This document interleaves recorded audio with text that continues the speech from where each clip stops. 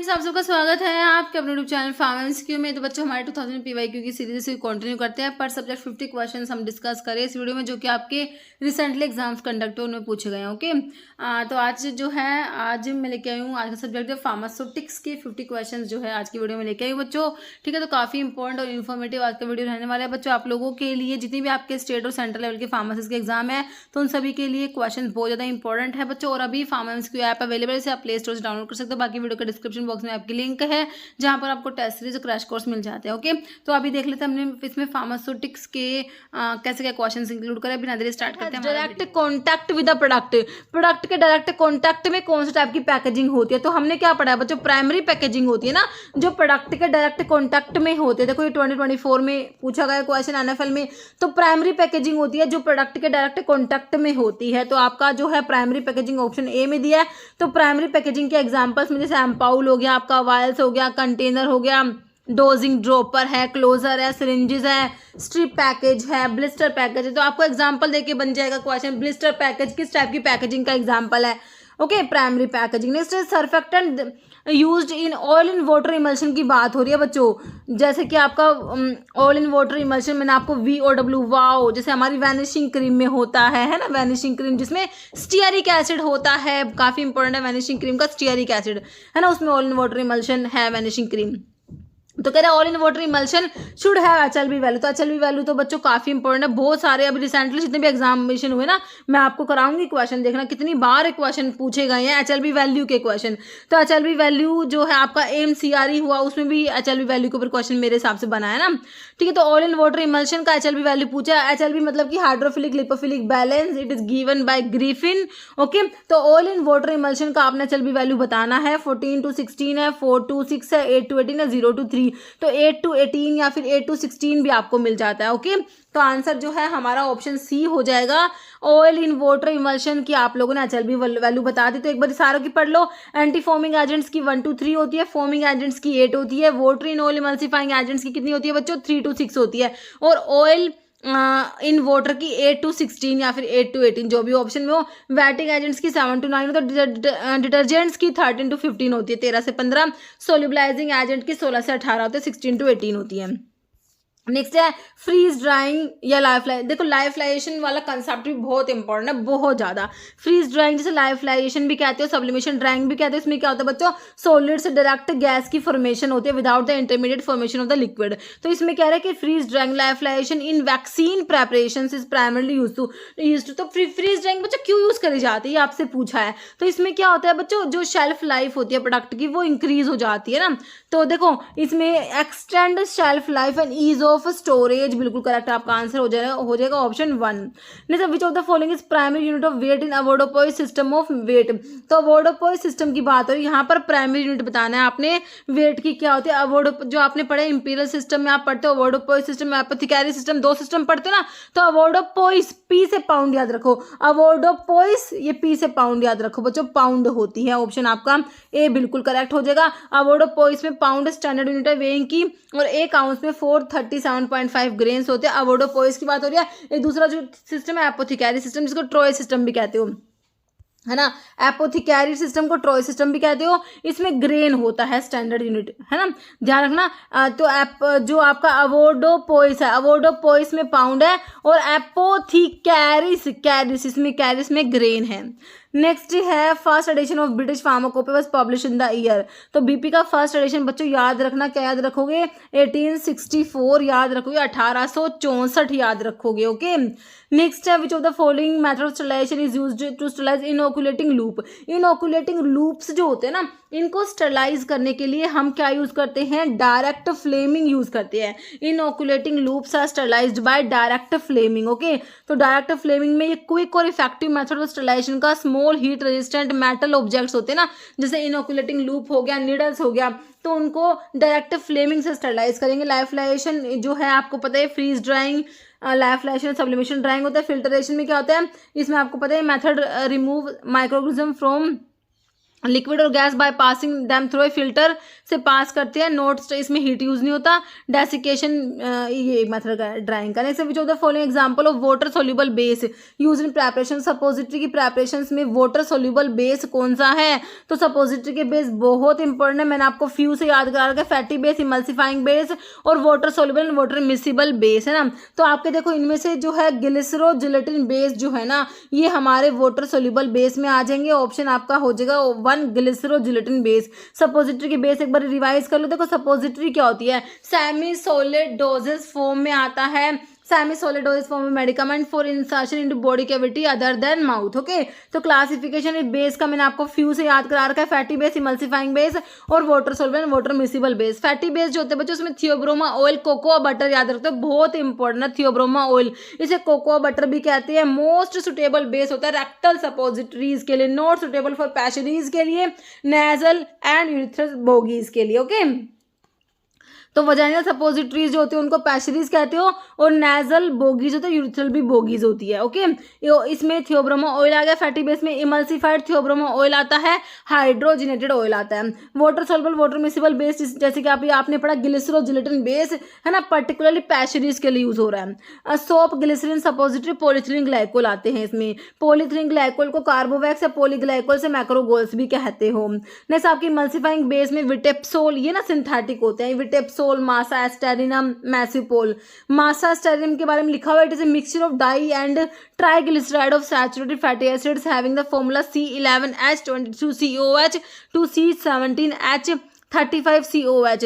This is also known as adeps solidus. Okay, suppository को prepare करेंगे, rolling method होता है, हॉट प्रोसेस या फ्यूजन मेथड होता है और कोल्ड कंप्रेशन मेथड होता है।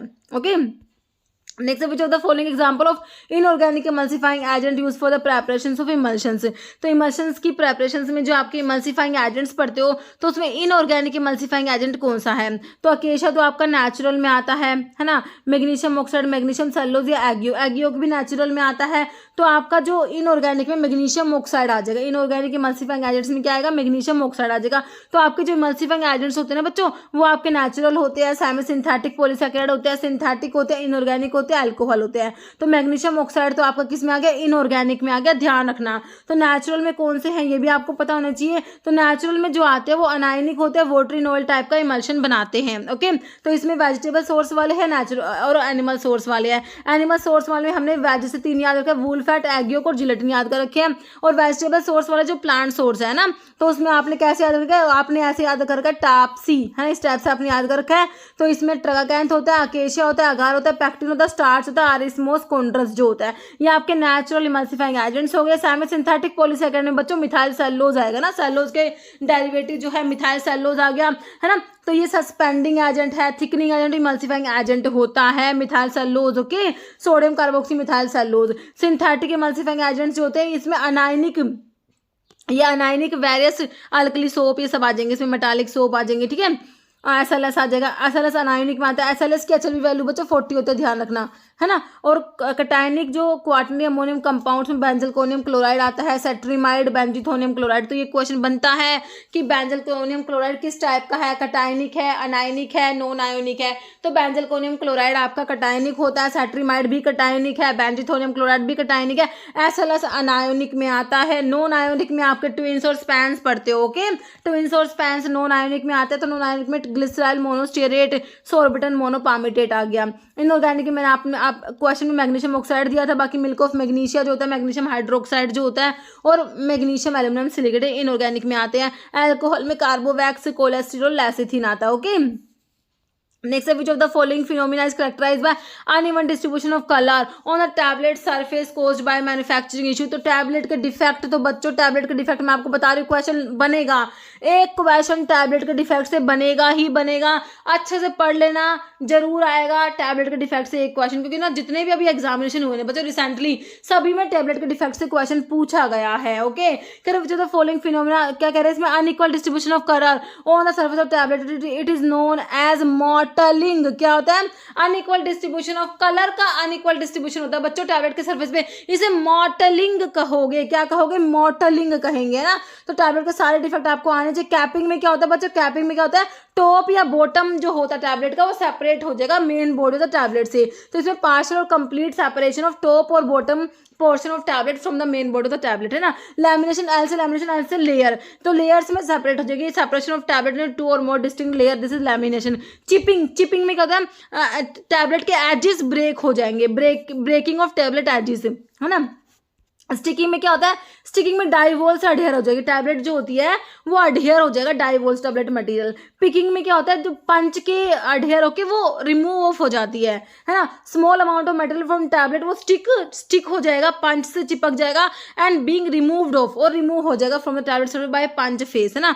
तो यहाँ पर ये पिकिंग मॉटलिंग में आपने पढ़ लिया unequal distribution of colour on surface of tablet is known as mottling. Okay, that's the most important constant of vanishing cream. तो अभी बताया मैंने आपको VOW ये आपका जो है ऑल इन वाटर टाइप का इमल्शन बनाती है जिसकी एचआरवी वैल्यू आपने 8 to 18 पढ़ी है अभी, या फिर 8 to 16 बोल दो है ना। जो अभी आपने पढ़ा है all in water emulsifying agents की एचआरवी वैल्यू कितनी पढ़ी है? 8 से 16 पढ़ी है। और वैनिशिंग क्रीम में ऑल इन वाटर टाइप का जो है इमल्सिफाइंग एजेंट है, ऑल इन वाटर टाइप का इमल्शन है ये। और मोस्ट इंपॉर्टेंट कॉन्स्टिट्यूएंट जो है अभी मैंने क्या बताया? Stearic acid. याद रखना बच्चों वैनिशिंग क्रीम का स्टीयरिक एसिड बहुत ही इंपॉर्टेंट है, क्वेश्चन बना हुआ है। नेक्स्ट है 0.06 ml of a liquid is approximately equivalent to conversion जो है आपके बच्चों इसके ऊपर भी क्वेश्चन बनते हैं। 0.06 ml जो होता है बच्चों आपका एक ड्रॉप जो होता है ना, 1 ड्रॉप में कितना होता है? 0.06 ml होता है। 1 drop it is equal to 0.06 ml। Okay, बाकी 1 टीस्पूनफुल में कितना, टेबल स्पूनफुल में, ये सारा इंपॉर्टेंट है आपको याद होना चाहिए। 1 ड्रॉप में 0.06 ml, 1 टीस्पूनफुल में 4 ml, डेजर्ट स्पूनफुल में 8 ml, टेबल स्पूनफुल में 15 ml, ठीक है। और 2 टेबल स्पूनफुल का मतलब होता है 1 फ्लूइड आउंस। तो 1 फ्लूइड आउंस में बच्चों 30 ml होता है, ध्यान रखना। और 1 वाइन ग्लास फुल में डबल कर दो, 30 का 60 कर दो। उसके बाद टी कप फुल में 120 ml, टम्बलर फुल सबसे लास्ट में 240 ml, ध्यान रखना। नहीं तो जो following is type of chemical method of sterilization. देखो स्टरलाइजेशन के मेथड में फिजिकल मेथड आता है, केमिकल आता है, मैकेनिकल में बच्चों फिल्ट्रेशन आता है ना। और फिजिकल में ड्राई हीट, मोस्ट हीट और रेडिएशन, ये फिजिकल में आते हैं। Dry sterilization, moist sterilization, radiation sterilization. और केमिकल में जो आपका गैस स्टरलाइजेशन आता है, ध्यान रखना है ना, ठीक है। तो अभी देखो इसमें केमिकल का पूछा आपसे, तो ड्राई हीट, मोस्ट रेडिएशन तो आपके फिजिकल में आ जाएंगे। तो केमिकल में तो गैस स्टरलाइजेशन जिसमें इथिलीन ऑक्साइड यूज करते हो ना, तो ऑप्शन आपका 3 करेक्ट हो गया। मेथड देखो स्टरलाइजेशन के मेथड में फिजिकल, केमिकल, मैकेनिकल होता है। फिजिकल में dry heat sterilisation, moist sterilization, radiation sterilisation. Chemical में बच्चों sterilisation by heating with bactericide और गैस स्टरलाइजेशन जिसमें formaldehyde, ethylene oxide, beta propiolactone use होता है। मैकेनिकल में फिल्ट्रेशन आता है आपका जिसमें बैक्टीरिया प्रूफ फिल्टर यूज करोगे। तो विच of the following option is correct about the conversion of decigram को आपने ग्राम में। बच्चों इस टाइप के बेसिक क्वेश्चन भी बच्चों एग्जामिनेशन में हमारे बनते हैं।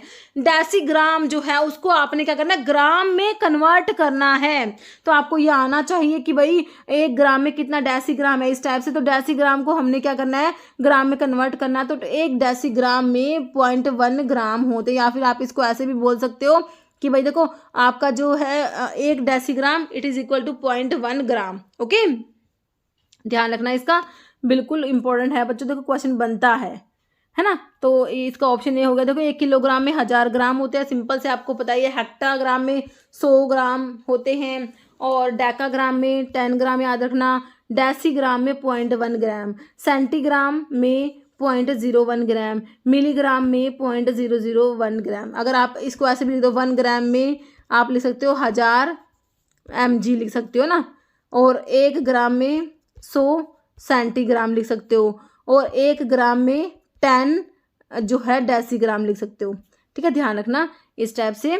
ओके, एक ही बात है क्योंकि इस 10 को आप इधर लेके आओगे तो 0.1 बन जाएगा। Okay, which of the following gives the Dilling formula used for calculating dose of child from 12 to 20 year of age, है ना। तो 12 से 20 साल के बच्चे की डोज को कैलकुलेट करने के लिए डिलिंग फॉर्मूला आपसे पूछा है, तो आपको चाइल्ड डोज कैलकुलेशन के साथ साथ फॉर्मूला याद होने चाहिए। इसके ऊपर क्वेश्चन बच्चों बनते हैं। तो देखो आपका जो इसमें age in month divide by 150 adult dose, ये आपको बच्चा फ्राइड्स फॉर्मूला दिया हुआ है। फ्राइड्स फॉर्मूला क्या होता है? Age in month divide by 150 adult dose, age in year by 20 adult dose. बच्चों ये हमारा कौन सा है? ये हमारा डिलिंग्स फॉर्मूला जो आपसे क्वेश्चन में बना हुआ है। Question age in year divide by 20 into adult dose, और age in year divide by 20 age in year divide by age plus 12। तो ये आपका बच्चों यंग्स फॉर्मूला है। कौन सा है? Young's formula. ओके, और एज इन मंथ बाय 100 ऐसा नहीं होता। तो यहाँ पर ऑप्शन बी बिल्कुल करेक्ट हो गया हमारा। Which of the following compound is commonly use in dental product to prevent tooth decay by promoting remineralisation of enamel, है ना। टूथ डीके को प्रिवेंट करेगा तो हमारा कौन सा करता है? फ्लोराइड करता है ना। Option 2 sodium fluoride, stannous fluoride पढ़ते हो ना आप, डेंटल केरीज को प्रिवेंट करते हैं। नेक्स्ट है what which percentage concentration convention is used when solid chemical को डिजोल्व कर रहे हो इनटू लिक्विड। बच्चों सॉलिड को लिक्विड में डिजोल्व करा मतलब कि वेट पर ml, है ना। मतलब कि जो ग्राम पर ml, वेट पर ml नहीं कहेंगे बच्चों, इसको ग्राम पर ml बोलेंगे, है ना। मतलब कितना ग्राम डिजोल्व करा, कितने ग्राम में। और इसको कैसे लिखोगे? परसेंटेज वेट पर वॉल्यूम लिखा जाएगा। सॉलिड इन, जैसे अब मान लो 1% वेट पर वॉल्यूम है ना। 1% वेट पर वॉल्यूम का मतलब है 1 gram of solid in 100 ml of water. Okay, तो समझ आया। वेट पर वॉल्यूम आपको percentage weight per volume option C में दे रखा है, बिल्कुल करेक्ट है। जैसे which part of prescription contain prescriber direction to pharmacist regarding the dosage form to be prepared, number of dose to be dispense. देखो prescription के सारे पार्ट्स इंपॉर्टेंट है। देखो जो आपका सब्सक्रिप्शन होता है, सुपरस्क्रिप्शन, सुपरस्क्रिप्शन में क्या आता है बच्चों? RX, जिसमें टेक द यू टेक आता है, सुपरस्क्रिप्शन हो गया। सुपरस्क्रिप्शन के बाद आता है इंस्क्रिप्शन में इंग्रेडिएंट्स आते हैं। जो सब्सक्रिप्शन होता है उसमें डायरेक्शन टू फार्मासिस्ट। तो आपसे पूछा which part of prescription contain prescriber direction to pharmacist, direction to pharmacist regarding doses form क्या बनानी है, number of dose to be dispensed. तो ये सब्सक्रिप्शन में आता है। सब्सक्रिप्शन दे रखा ऑप्शन 3 में। Signature direction to the patient होता है। ओके, नेक्स्ट है ये प्रिस्क्रिप्शन के बाद मिल गया return order from A registered medical practitioner होता है। तो सुपरस्क्रिप्शन में RX में टेक द यू टेक आता है, इंस्क्रिप्शन में ingredient, subscription direction to pharmacist, signature of direction to the patient. जैसे which of the following tablet machine is use for large scale production of tablets. का large scale production करना हो ना बच्चों, तो कौन से टैबलेट की मशीन यूज करी जाएगी? सिंगल पंच मशीन, रोटेरी पंच मशीन, हैंड ऑपरेटेड। देखो लार्ज स्केल के लिए हैंड ऑपरेटेड तो यूज नहीं करोगे, है ना, मल्टी पंच। तो यहाँ पर रोटेरी वाली जो होते हैं रोटेरी टैबलेट मशीन यूज करी जाएगी, ऑप्शन बी। नेक्स्ट है for the drying process in which type of dryer gas is allowed to flow upward through a bed, है ना। तो बेड मतलब कि किसकी बात हो रही है? बेड आपका फ्लूइडाइज्ड बेड ड्रायर में आपने पढ़ा है, ऑप्शन 2 हो जाएगा, है ना। तो ये फ्लूइडाइज्ड बेड ड्रायर के बारे में लिखा हुआ है। ये किसके लिए यूज करते हो? ड्राइंग ऑफ ग्रेन्यूल्स ना, प्रोडक्शन ऑफ टैबलेट्स की प्रोडक्शन में ग्रेन्यूल्स जो होते हैं ना उनकी ड्राइंग के लिए फ्लूइडाइज्ड बेड ड्रायर यूज किया जाएगा। इसका वेरिएंट होता है प्लग फ्लो ड्रायर, याद रखना। नेक्स्ट है विच part of prescription is represented by symbol RX। तो मैंने आपको बताया सुपरस्क्रिप्शन में RX का मतलब टेक द यू टेक होता है, तो सुपरस्क्रिप्शन में बताया ना, ऑप्शन सी हो जाएगा। इंस्क्रिप्शन में ingredients, subscription direction to pharmacist, signature direction to the patient. Next है content of soft capsule varies from. तो सॉफ्ट कैप्सूल का कंटेंट कितना होगा? 50 से 80 ml बहुत ज़्यादा हो गया, 120 से 80 बहुत ज़्यादा हो गया, 90 से 100 भी बहुत ज़्यादा हो गया। बच्चों ऑप्शन बी सही है, 0.1 ml से 30 ml। In which of the following phase of handling the prescription proper drug is dispensed.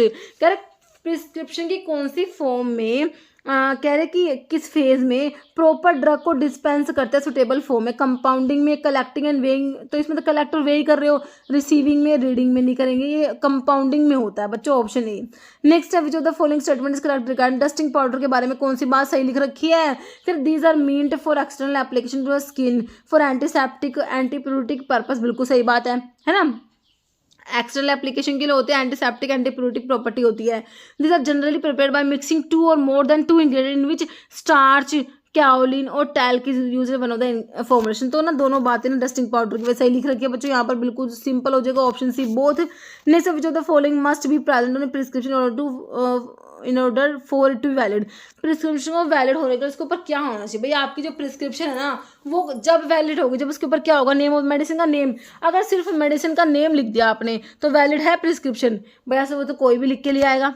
How to take उसमें लिख रखा है कैसे लेनी है तो उससे वैलिड हो जाएगी क्या, क्वांटिटी किन डिस्पेंस करनी है तो इसे वैलिड हो जाएगी नहीं, सिग्नेचर ऑफ द डॉक्टर जब होगा तो वैलिड होगी। ओके ऑप्शन डी नेक्स्ट है which of the following posology is related. तो पोसोलॉजी की डेफिनेशन बहुत सारे एग्जाम में बन गई बच्चों, बहुत सारे।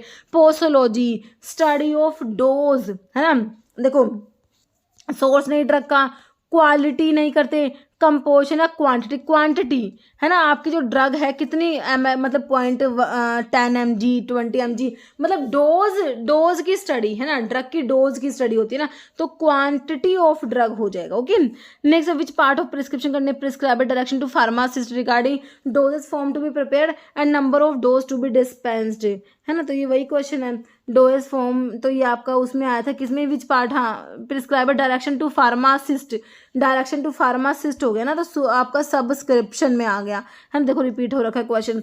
नेक्स्ट है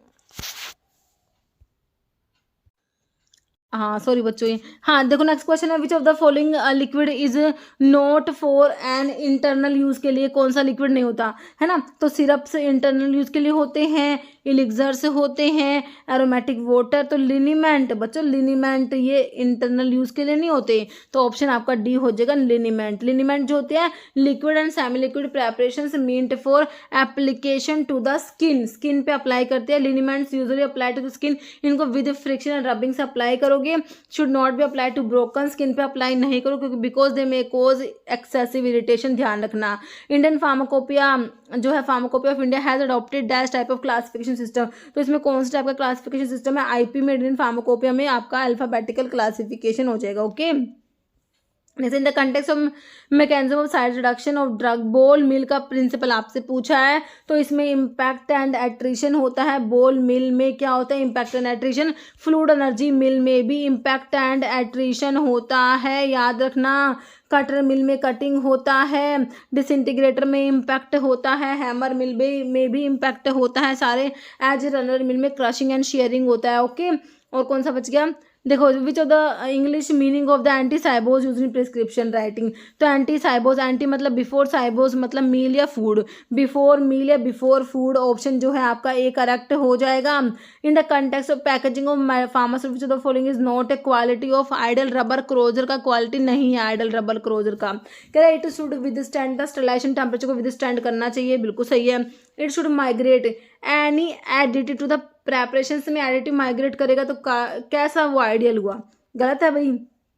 should be compatible with the preparations contain the content, बिल्कुल सही कंपैटिबल होना चाहिए। प्रोवाइड एयर टाइट क्लोजिंग भी प्रोवाइड करना चाहिए। तो आपसे क्या पूछा था कि कौन सा नहीं है ना, तो नहीं में तो ऑप्शन बी आ गया अपना, है ना, बिल्कुल करेक्ट हो गया। Next which of the following option give incorrect information of different measurement, तो वही आपसे पूछे हुए हैं, वही कन्वर्जन के ऊपर है। तो आपने 1 ड्रॉप में 0.06 ml पढ़ा है, बाकी 0.05 भी चल जाएगा, ज़्यादा वेरिएशन नहीं है। 1 फ्रूट मैंने आपको 30 ml बताया, तो 25 ml तो बिल्कुल गलत हो गया बच्चों, 30 ml होता है ना। 1 टीस्पून फुल में आप पढ़ते हो 4 ml या 5 ml भी आ जाता है। 1 पिंट में आपका जो है 480 ml दिया हुआ है, तो यहाँ पर जो इनकरेक्ट तो ऑप्शन सी हो गया, बाकी ये मैंने अभी आपको हमने देख लिया। नेक्स्ट डैश प्रेपरेशन से which after evaporation form A film on cut और वाउंड पे, वुंड जो होता है उसके ऊपर एक फिल्म बन जाएगी, कौन सी प्रेपरेशन है जो इवेपोरेशन के बाद में क्या छोड़ देंगी, वहाँ पर फिल्म बन जाएगी वुंड के ऊपर। तो लोशंस होते हैं, गार्गल्स होते हैं, इरिगेंट्स होते हैं, कोलोडियंस, तो ये बच्चों कोलोडियंस होते हैं। क्या होते हैं कोलोडियंस, तो मैंने आपसे क्या कहा था कि भाई डोजेस फॉर्म की 1 लाइन डेफिनेशन करके रखना, क्वेश्चन बनता है। कोलोडियंस लिक्विड प्रेपरेशन होते हैं कंटेनिंग नाइट्रोसेलुलोज, इसमें होता है पायरोजैलिन होता है, इसमें mixture of ethanol and ethylene ethyl ether, they are uses topical protective और as topical drug vehicle, they are made flexible by the addition of castor oil. Okay जैसे in which year 9th edition of IP, IP के सारे addition आपको पता ही है, सबसे बहुत important है 50, 55, 66, 85, 10, 14, 18 और लेटेस्ट 2022 वाला जो था, है ना। ओके तो इसमें देख लो आपसे 9th पूछा 2020, ये फर्स्ट वाला 1955, उसके बाद 1966 में सेकंड एडिशन, थर्ड एडिशन 1985 में, फोर्थ 1996 में, फिफ्थ 2007 में, सिक्स 2010 में, सेवन 2014 में, एट्थ 2018 में, नाइन्थ 2022 में। तो आंसर जो है 2022 ऑप्शन 3 में दिया है। ओके नेक्स्ट क्वेश्चन, तो आईपी के सारे सारे एडिशन लिख रखे हैं। फर्स्ट एडिशन 1955 का, इसका सप्लीमेंट याद रखना 1960 में आया, और सेकंड एडिशन 1966 का, इसका सप्लीमेंट 1975 में आया। बाकी मैंने आपको सारे बता दिए। नेक्स्ट है, for treatment of which of the following eye conditions ophthalmic insert Lacrisert is used. Conjunctivitis के लिए यूज करोगे, वोटरी आई के लिए, रेडिश आई के लिए, ड्राई आई के लिए। तो ये जो होता है ड्राई आई जो होती है ना, उसके लिए यूज करा जाता है। तो आपका ऑप्शन डी बिल्कुल करेक्ट हो जाएगा, ड्राई आई के लिए। लैक्रीसर्ट करो, ophthalmic insert use to treat moderate to severe dry eye के लिए। करेक्टो conjunctivitis, sicca exposure, keratitis and decrease corneal sensitivity. Okay, it is also used to treat recurrent corneal erosions. How it is, इसको use करते हैं, small clear insert that looks like a grain of rice. Okay, it is place in between the lower eyelid and the eyeball. Okay, it is use once a day. Next, tablets are design to satisfy dash use. Tablets के बारे में बताना, topical इनको apply करोगे, parenteral दोगे, इनको tablet को parenteral दोगे क्या, रेक्टल दोगे, या फिर सिस्टमिक. तो ऑप्शन 4 हो जाएगा आपका, सिस्टमिक है ना. नेक्स्ट है भाई, माउस से टैबलेट लेते हो, सिस्टमिक एक्शन दिखाती है. Why sub coating is provide on tablet, पर सब कोटिंग को प्रोवाइड करते हैं to prevent solubility in acidic medium. भाई एसिडिक मीडियम में सोलिबल ना हो तो उसके लिए तो आपकी एंटायरी कोटिंग आती है ना भाई, वो आपका एल्कलाइन मीडियम में इंटेस्टाइन में जाके ही डिजोल्व होती है, वो आपकी एंटायरी कोटिंग होती है. To avoid deterioration of microbial attack towards thickness to increase bulk. Bulk को बढ़ाने के लिए, टैबलेट का जो बल्क साइज होता है उसको बढ़ाने के लिए सब कोटिंग करी जाती है. ऑप्शन डी हो जाएगा. तो आपके शुगर कोटिंग के डिफरेंट डिफरेंट स्टेप्स होते हैं ना, तो उसमें आपका सील कोटिंग मॉइस्चर पेनिट्रेशन को प्रिवेंट करने के लिए करते हो. सब कोटिंग में आपका जो होता है बल्क बढ़ाने के लिए. सिरप कोटिंग जो होता है इसमें कलरेंट्स ऐड होते हैं. फिनिशिंग होता है, पॉलिशिंग में बीज वैक्स यूज होता है. Next, which of the following is pressurized dosage form of medicament in which the liquid of solid drug are dissolved और सस्पेंडेड इन गैस, है ना. तो कौन सी प्रेशराइज्ड डोजेज फॉर्म की बात हो रही है बच्चों, प्रेशराइज्ड डोजेज फॉर्म. तो आपके एरोसोल्स होते हैं जो प्रेशराइज्ड डोजेज फॉर्म में आते हैं. कौन से होते हैं, कैप्सूल, एनिमा, सैशे नहीं होते, these are aerosols. Okay next, base for chewable tablets. Chewable tablets के लिए आपने मैनिटोल पढ़ा, ये क्वेश्चन भी बहुत सारे एग्जाम में बना हुआ है. Next, which of the following is not a common tablet. Defect नहीं है, मॉटलिंग होता है, unequal distribution of colour on the surface of tablet is known as mottling. Cracking भी होता है, चिपिंग में ब्रेक हो रहे थे टेबलेट के एजेस, है ना, और क्रैकिंग में क्रैक हो जाएगी. तो टिनिंग में हमने कुछ, टिनिंग नहीं तो नहीं पढ़ा, है ना, टेबलेट के डिफेक्ट हमने पढ़ लिए. नेक्स्ट है, which of the following give the meaning of active immunization. का मतलब क्या होता है, एक्टिव इम्यूनाइजेशन का मतलब क्या है, कह रहे रेट ऑफ हार्ट बीट को इंक्रीज होना. तो ऐसा नहीं होता. इंक्रीज इन ब्लड का वॉल्यूम बढ़ना भी नहीं होता. Increase in rate of digestion नहीं होता. लेकिन development of more resistance after a disease. Okay बिल्कुल सही है. नेक्स्ट है, मेजर कंपोनेंट ऑफ ग्लास. का मेजर कंपोनेंट क्या है, बोरिक एसिड है, सिलिका है, सोडियम ऑक्साइड.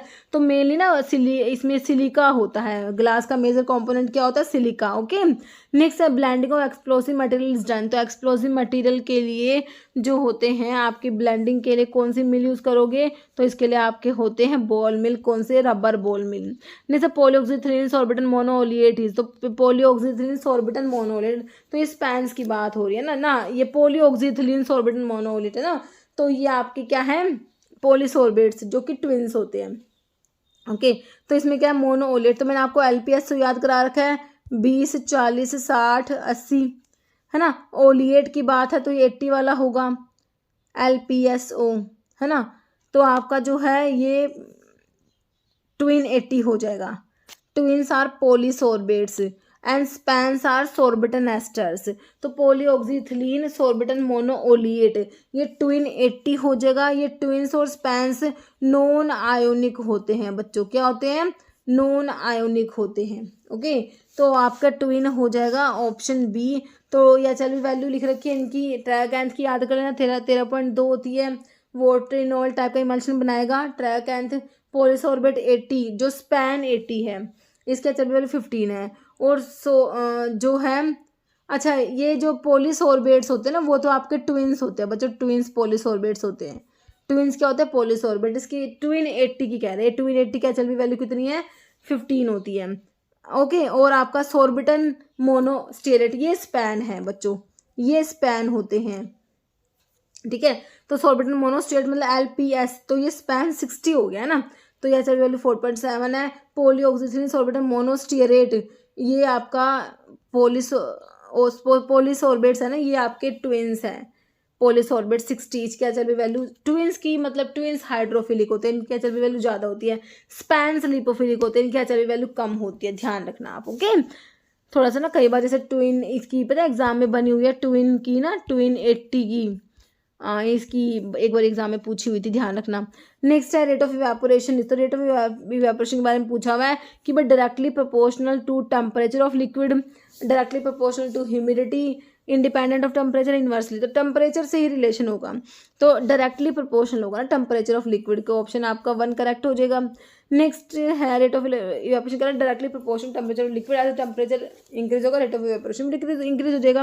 विच कैप्सूल साइज का मैक्सिमम कैपेसिटी, तो कैप्सूल के साइज की आपने पढ़े हुए हैं, तो हमने पढ़ा है कि स्मॉलेस्ट वाला तो एस वाला स्मॉलेस्ट, जो स्मॉलेस्ट होता है वो तो 5 वाला होता है, 5 वाला, और लार्जेस्ट आपने 000 वाला लार्जेस्ट पढ़ रखा है। ओके, तो कैपेसिटी आप पढ़ते हो 000 वाला जो है उसकी कैपेसिटी कितनी पढ़ते हो 950 mg, उसके बाद 00 वाले की आपने 650 पढ़ी है, उसके बाद 450 पढ़ते हो 0 वाले की, है ना। उसके बाद जो आपका 1 वाले की 300 mg, याद रखना बच्चों 1 वाला कई बार एग्जाम में पूछा गया है।